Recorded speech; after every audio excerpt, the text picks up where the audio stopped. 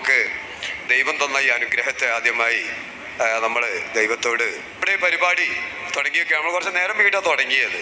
നമ്മുടെ പരിപാടിക്ക് സ്വാഗതം പറയുക എന്നുള്ളതാണ് എൻ്റെ കർത്തവ്യം. എല്ലാവർക്കും ഹൃദ്യമായ 1000 സ്വാഗതം അർപ്പിക്കുകയാണ്. നമ്മുടെ പരിപാടി അധ്യക്ഷ പദം അലങ്കരിക്കുന്നത് നമ്മുടെ ബഷറാണ്. ബഷറോടെ പോയി മാറിയ ബഷർ ഓടണ്ട. ഈ പരിപാടിക്ക് അധ്യക്ഷൻ ബഷർ തന്നെ ആയിരിക്കും. ബഷറിൻ്റെ കൂടെ ബഷറിനെ അവിടെ കെട്ടിയിടും നമ്മൾ ഈ കസേരയിൽ.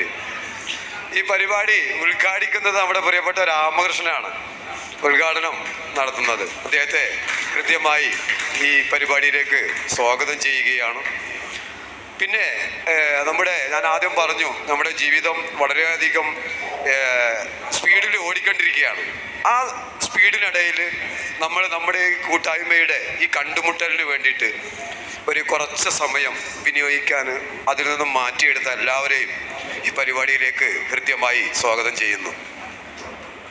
പിന്നെ നമ്മുടെ മീഡിയനെ തീർച്ചയായിട്ടും പറയേണ്ടതാണ്. നമ്മുടെ ഈ പരിപാടികളൊക്കെ വൈറലാക്കി 4Kയും 5Kയും ഒക്കെ ആളുകൾ കാണുന്നത് നമ്മുടെ സുരൻ്റെ കരവിരുത് കൊണ്ടാണ്. അദ്ദേഹത്തെ ഈ പരിപാടിയിലേക്ക് കൃത്യമായി സ്വാഗതം ചെയ്യുകയാണ്. നമ്മുടെ ഷാജി അവിടെ കയ്യേറ്റ് കാട്ടുന്നുണ്ട്. നമ്മുടെ പ്രിയപ്പെട്ട ബഷർ കം ഹിയർ.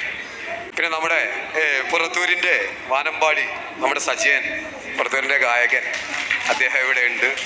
നമുക്ക് നല്ല പാട്ടുകൾ കേൾക്കാം. നല്ലൊരു ഗായകനാണ് സജയനെ. ഞാൻ ഇരുത്തിക്കൊണ്ട് പറയല്ല, നമ്മളെപ്പോലത്തെവർക്കൊക്കെ പാടാനുള്ള ടെൻഡൻസി ഉണ്ടാക്കിയെടുത്തതിൽ വളരെയധികം ഇത് വഹിച്ചവരാണ് ഈ സജയനെ പോലുള്ളവർ. നമ്മളൊക്കെ ഞാനൊക്കെ ചില ഇടങ്ങളൊക്കെ ചെല്ലുമ്പോൾ സജയൻ പാടുണ്ടെങ്കിൽ ഞാൻ എന്നെ കണ്ടാൽ മൈക്കത്തേനെ പറയും, ആ സദക്കൊക്കെ വന്നൊരു പാട്ട് പാടി എന്ന് പറയാറുണ്ട്. അങ്ങനെ എന്തായാലും എല്ലാവർക്കും ഒരിക്കൽ കൂടി കൃത്യമായ 1000 സ്വാഗതം ഈ പരിപാടിയിലേക്ക് നേർന്നുകൊണ്ട് ഇതിൻ്റെ അധ്യക്ഷപദം അലങ്കരിക്കുന്നതിന് വേണ്ടി നമ്മുടെ പ്രിയ സഹപാഠിയും സുഹൃത്തുമായ നമ്മുടെ ബഷറിനെ ക്ഷണിക്കുകയാണ്.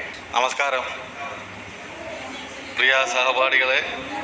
നമ്മുടെ സ്നേഹസ്പർശം ഗ്രൂപ്പിൻ്റെ 3ാം വാർഷികം, അതിലാണ് നമ്മൾ ഒത്തുകൂടിയിട്ടുള്ളത്.